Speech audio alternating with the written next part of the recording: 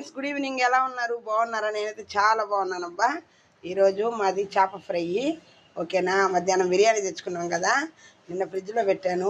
మొన్న చేపల కూర చేసిన కొరం ముక్కలు ఇప్పుడు తీసాను బయటికి. చేప ఫ్రై ఫ్రెండ్స్. ఓకేనా? సింపుల్గా చేసుకుంటున్నాను. మళ్ళీ నైట్ రేపు బేస్తవారం మళ్ళీ తినం కదా, అందుకే 4 పీసులు ఇచ్చి పెట్టుంటే చేసుకుంటున్నాను. ఓకేనా ఫ్రెండ్స్?